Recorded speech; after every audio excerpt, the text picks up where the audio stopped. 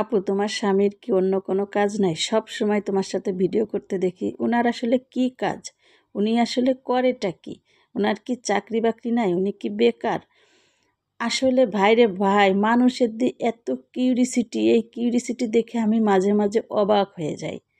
ভাই, ইনকাম যদি না থাকতো তাহলে তোমাদের এই যে এত সুন্দর রান্নাবান্নার ভিডিও দেখাই, এগুলো করতে আসে? তো কথা হচ্ছে, স্বামী স্ত্রী দুজন দুজনকে সময় দেওয়ার জন্য কোনো কিছুতে আটকে থাকে না। এটা শুধু মনের ব্যাপার। এটা যদি মন থেকে চাওয়া যায় যে আমি আমার স্ত্রীকে সময় দেব, পাশে থাকব, তাহলে যে কোনো ভালো মনের হাজবেন্ডরা এটা পারে।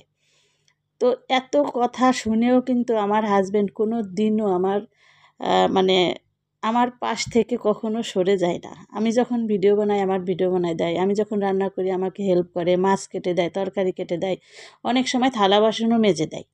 কারণ সেও রোজা থাকে, আমিও রোজা থাকি, সেও কাজ করে, আমিও কাজ করি। তো এটা হচ্ছে মনের ব্যাপার। এটা হচ্ছে মন থেকে যদি চাওয়া যায় যে আমি আমার স্ত্রীকে হেল্প করব, তাহলে এটা হাজার কাজের ভিতরও হয়ে যায়। আর যদি তুমি মন থেকে না চাও, তাহলে তুমি সারাদিন বসে শুয়ে থাকলেও এটা করতে পারবা না। তো আজকের ভিডিওর ভিতর এই কথাটা বলার কারণ, অনেকেই আমি যে ভিডিও মানে বানাই, অনেক সময়ই আমার হাজব্যান্ড আমার সাথে থাকে। তো অনেকের যে কি কিউরিসিটি, বাপুরে বাপু, খাইয়ে দাইয়ে কোনো কাজ নাই, সারাদিন দুজন একসাথে থাকে। আরে ভাই, আমরা একসাথে থাকি, আমাদের ভালো লাগে, তোমরা থাকো, তোমরা জ্বলো কেন? তোমাদের থাকতে কি আমি নিষেধ করেছি? এটা তোমাদের মনের ব্যাপার, তোমাদের মনের মিল নেই, তা দেখে এত জ্বলার কি আছে? জ্বলো না, জ্বলো না, জ্বলো না, আমার রান্নাটা দেখো। তো হ্যাঁ গাইজ, আমার হচ্ছে পুকুরের মাছ, আজকে আমাদের পুকুর থেকে মাছ মেরেছে জেলে দিয়ে। তো সেই মাছই রেজা সাহেব আমাকে কেটে কুটে ধুয়ে দিছে। তো আমি রান্না করতেছি। এটা হচ্ছে ডাটা।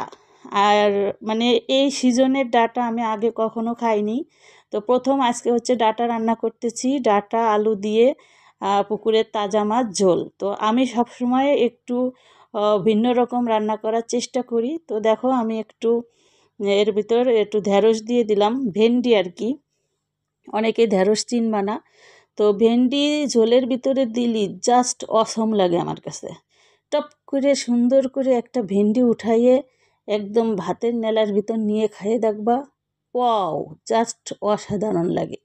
তো দেখো, ভেন্ডির আমি জালি জালি ভেন্ডি একদম দিয়ে দিচ্ছি, একদম কচি কচি। আর টমেটো ছাড়া তো আমার চলেই না, মানে সব তরকারিতেই আমার হচ্ছে টমেটো থাকবেই। মানে সিজন যতদিন আছে, টমেটো সিজন যতদিন আছে, টমেটো আমি খাবোই খাবো। তো এই তো রান্নাবান্না শেষের পর্যায়ে। তো তোমাদের সাথে গল্প করতে করতে রান্নাটা শেষ করে ফেললাম। সবাই ভালো থাকো, আর সবাই একটা করে কমেন্ট করে দিও। টাটা, আল্লাহ হাফেজ। আবারও সবাইকে